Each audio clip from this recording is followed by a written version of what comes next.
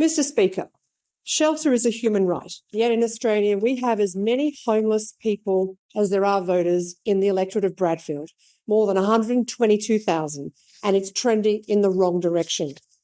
This government says that it understands what's needed: increase supply, inject more money into social and affordable housing, fix property-related tax settings, and improve vocational training and skills to ensure that we have the workers to build the homes.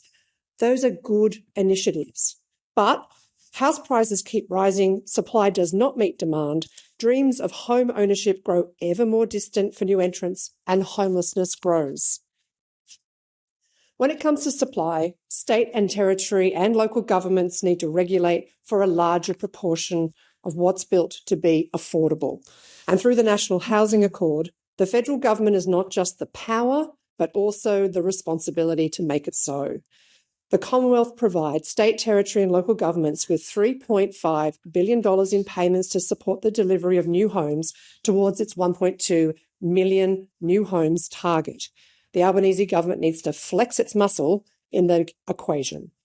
The Housing Australia Future Fund is a commendable initiative to support social and affordable housing, but it must be bigger.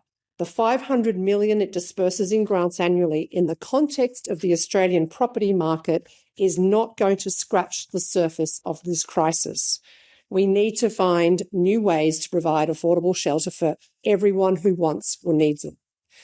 When working with superannuation funds during my time in finance, I learned from a number of creative approaches to financing affordable housing. And these examples come from the United States of America, the UK and the Netherlands.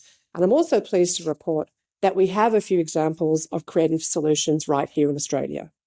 Assemble, a housing developer and manager, majority owned by two of Australia's largest superannuation funds, Hester and Australian Super, aims to originate, deliver and manage well-designed and appropriate homes for renters, home buyers nationally, making more housing available where they are needed. Assemble provides investment opportunities which generate stable, long-term returns by investing in housing at scale. And after all, what better investment is there than property in Australia? So what's it look like? Well, their novel approach to purchase pathway is known as build to rent to own. And here, the rent and purchase price of the home is fixed for 5 years, enabling residents to live in those homes while they're saving to buy them without the housing market racing away from them. Now, there's no obligation to buy, but the purchase price is fixed for 5 years if they choose to do so.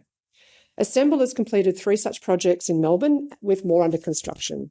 And the projects receive funding from Housing Australia's Future Fund. They're delivered in partnership with social and community housing providers. They create supply on the doorstep of critical public transport links and near major hospitals and schools. I want to be clear about one thing. I'm not, and I will never advocate for people's individual super savings being raided.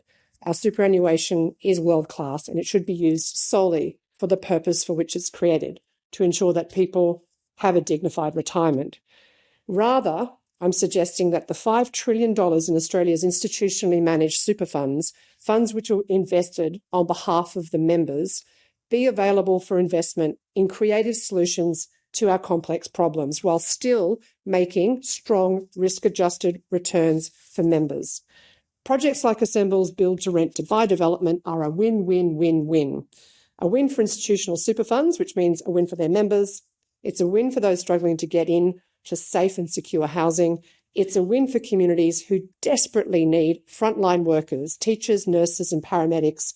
And it's a win more broadly for a society struggling to ease demand on a choked up housing system. So why doesn't it happen more often? Why isn't this the default style of funding with and for people who work on smallish wages in all parts of our country?